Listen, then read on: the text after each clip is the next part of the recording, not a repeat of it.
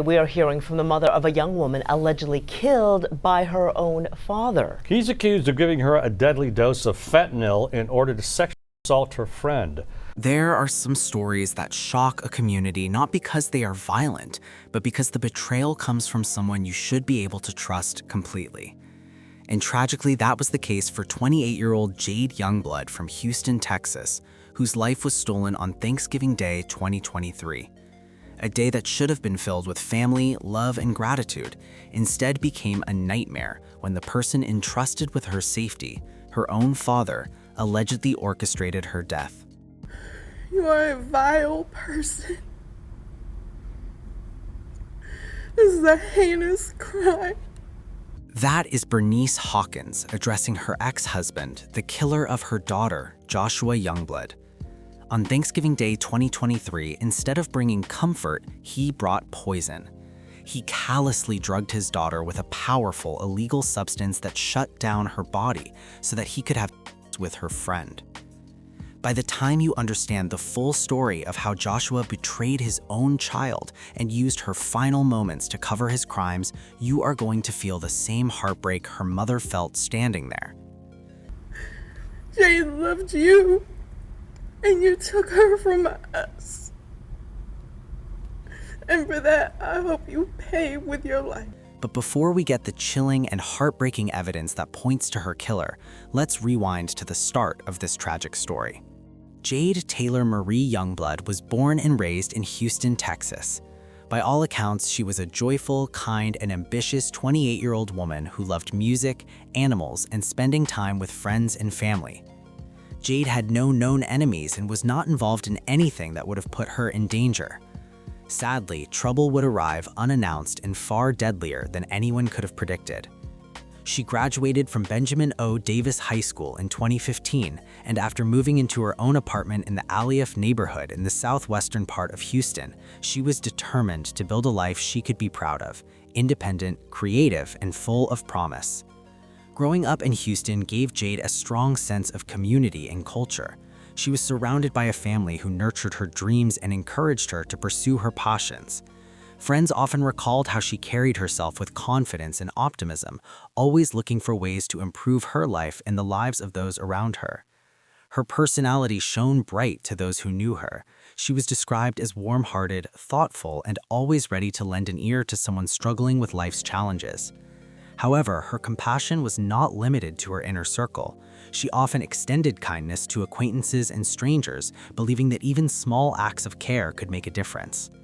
She maintained close relationships, including a loving romantic partnership with a person she collaborated on a YouTube channel, where they shared their daily lives and creative pursuits. Guys, it's Jade, and I'm going to the gym. Today is going to be my first day back to the gym, officially. So I'm going to be recording a little series of me going to the gym. The channel was meant not only to entertain, but to be a source of support for anyone experiencing hardship. Jade and her partner wanted to create a safe space online where viewers could laugh, learn, and feel less alone. The channel is not only to entertain you, but it's also for us to be y'all ears. If y'all are going through anything as far as battling with demons or need someone to talk to, we are your ears. We're there for you. Their content reflected Jade's belief that creativity could heal and connect people, and she poured her energy into making sure the channel carried that message. Jade was also musically talented, creating and performing music that expressed her bold personality and emotions. Music was her outlet, a way to translate her feelings into something tangible and beautiful. That's all my highs and all my lows when I ain't have shit. So now we eating out it. Whether she was writing lyrics late at night, experimenting with melodies, or performing for friends, Jade's artistry was a reflection of her soul. Those who listened to her music often said it carried both strength and vulnerability, a rare combination that made her work unforgettable.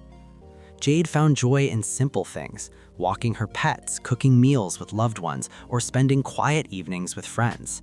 These moments grounded her, reminding her of the importance of balance between ambition and connection. Thanksgiving in particular held special meaning for Jade. It was a time to bring everyone together, to set aside differences, and to focus on gratitude.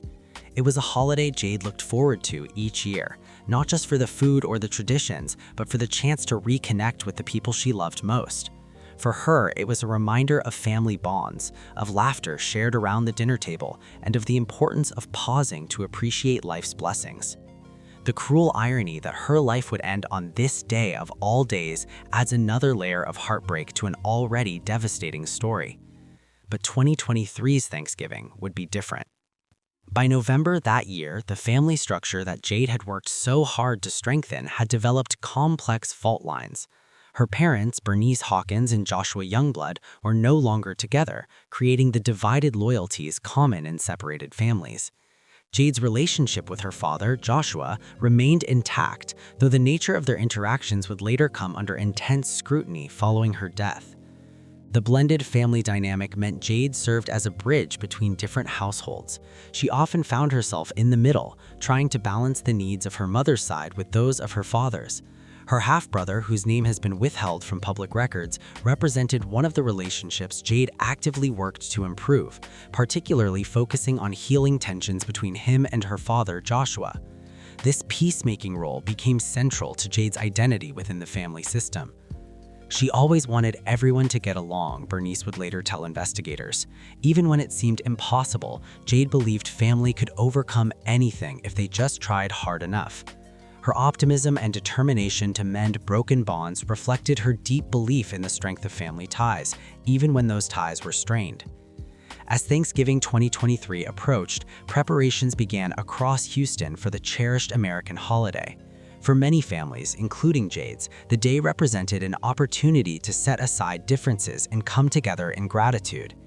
Text messages recovered from Jade's phone revealed her excitement about the upcoming holiday, with plans to connect with various family members throughout the day. She envisioned laughter, shared meals, and a chance to remind everyone of the importance of unity. What no one could have anticipated was that November 23, 2023 would mark not a celebration, but the end of Jade's life. The Texas legislature passed a law allowing for fentanyl murder charges. That was the same year this woman died. The Harris County District Attorney's Office tells me this case is one of the first such instances where they've used that law. The cruel twist of fate turned a day meant for gratitude and togetherness into a one of unimaginable loss, leaving her family and community shattered by the tragedy. On Thanksgiving Day, Jade's father, 45-year-old Joshua Youngblood, visited her apartment.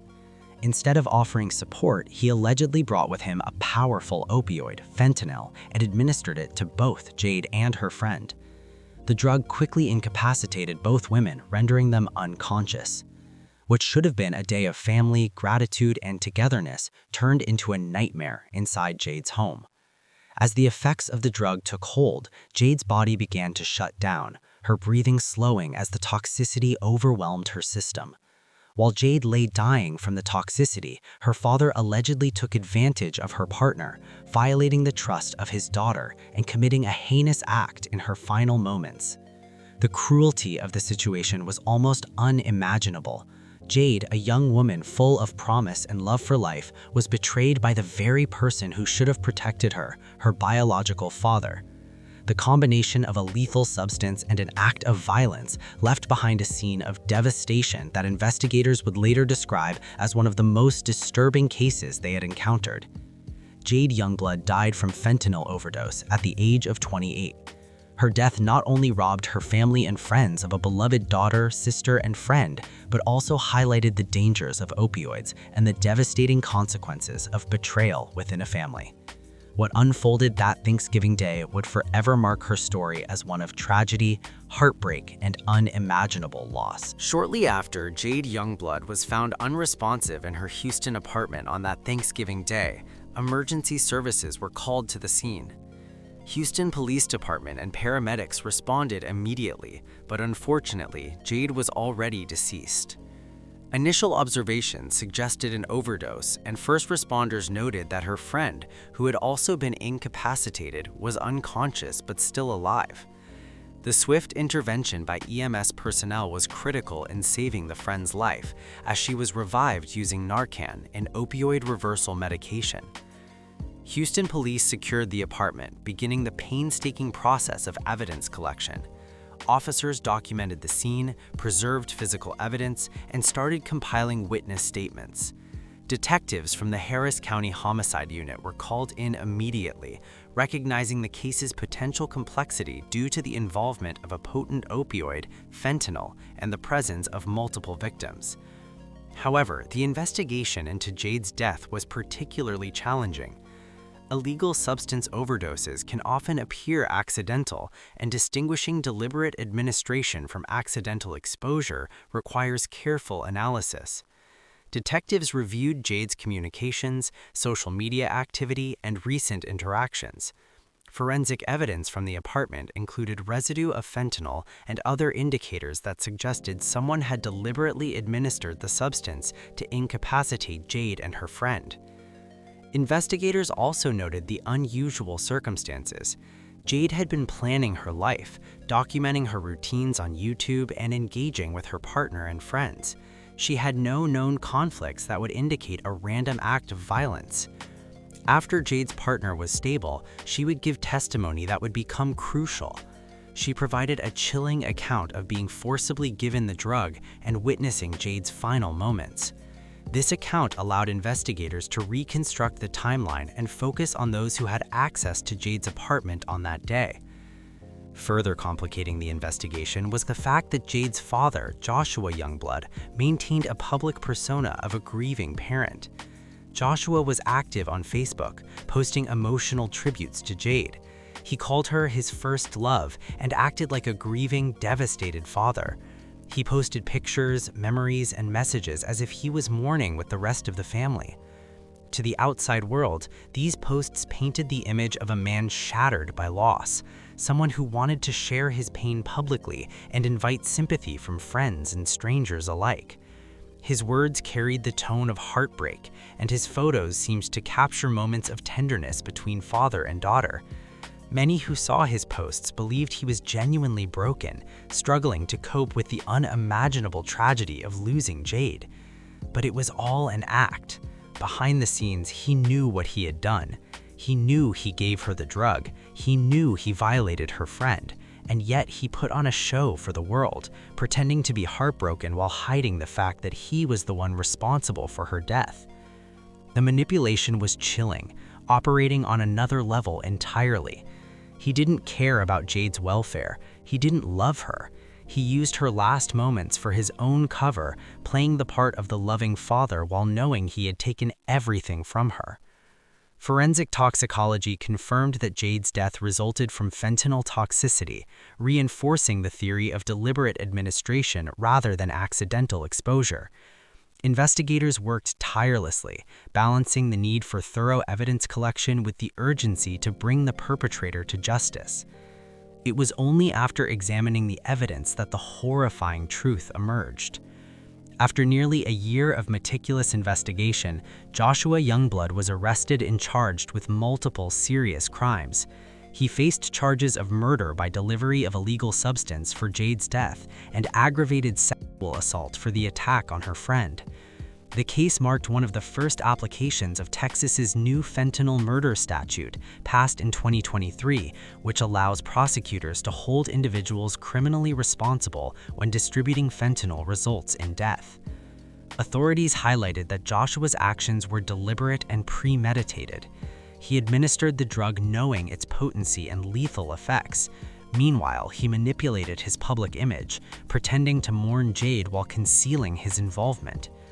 Law enforcement emphasized the significance of the surviving friend's testimony, as her account provided the narrative necessary to connect Joshua to the crime and confirm the sequence of events leading to Jade's death. Following his arrest, Joshua was held on a $150,000 bond. The legal process has begun, and prosecutors indicated that they intend to pursue the charges fully, seeking justice for Jade and accountability for the horrific betrayal by her father. Jade's mother, Bernice Hawkins, spoke publicly after the arrest, expressing both grief and relief that the person responsible for her daughter's death had been apprehended. She described the crime as heinous and emphasized the personal betrayal. Her own child was taken from her by someone she should have been able to trust completely. You are a vile person. This is a heinous crime. Jade loved you, and you took her from us. The arrest also highlighted the challenges authorities face when dealing with cases involving powerful synthetic opioids like fentanyl, which have contributed to a rising number of deaths nationwide. Investigators had to navigate the medical, legal, and forensic complexities while ensuring that the case was airtight and could withstand scrutiny in court. The details of the crime reveal not only the danger of synthetic opioids like fentanyl, but also the depths of human betrayal. Jade's last moments were spent in the presence of someone who should have protected her, her biological father. Investigators noted that it took nearly a year to uncover the full scope of Joshua's involvement. During this time, he maintained the appearance of a grieving father on social media, posting tributes, pictures, and messages as if mourning Jade with the rest of the family. It was all a calculated facade. He knew he had caused her death, yet publicly portrayed himself as heartbroken and devastated. Jade's final day started like any other. She interacted with loved ones, including her mother, Bernice Hawkins, via text, with no signs of distress or fear. She could not have anticipated that the day would end with her life being taken. The assault on her friend and her own death shocked the Houston community, exposing a crime that was not random, but personal, planned, and executed by someone from within her family. To friends, family, and the public, the crime was devastating not only because of the loss of a vibrant young life, but because it was preventable. Jade's mother, Bernice Hawkins, expressed the grief and anger felt by all who knew Jade, a loving daughter taken by the very person she trusted most. Hawkins publicly condemned Joshua, calling him a vile person and describing the act as heinous. She emphasized that Jade loved him, but he repaid her trust with cruelty and destruction. This case also raises broader societal concerns. Beyond the personal betrayal, it highlights the danger of fentanyl, which has contributed to countless deaths across the country. It also exposes how familial relationships can be manipulated, with predators hiding in plain sight, and how public personas, like Joshua's grieving father act, can be used to mask criminal activity. For investigators, this meant carefully piecing together evidence from the apartment, survivor testimony, and digital footprints to uncover the truth. In Houston, Jade Youngblood was known for her zest for life, her creativity, and her devotion to her daughter. Her passing left a void in the hearts of her family and friends, and served as a tragic reminder of how quickly life can change when betrayal and illicit drugs intersect. The city mourned a bright life cut short at just 28 years old, a woman with dreams, a loving heart, and the potential to inspire others through her music and personal story. Community members gathered to support Jade's loved ones, offering prayers, emotional support, and assistance. Social media became a platform for collective mourning, where those who knew Jade shared memories of her vibrant personality, her love for music, and her dedication to her friends and family. Posts highlighted her positive influence, her kindness, and the tragic loss of potential as a young woman whose life had been stolen far too soon. Jade's one chief final funeral was a somber yet heartfelt gathering of family, friends, and the Houston community.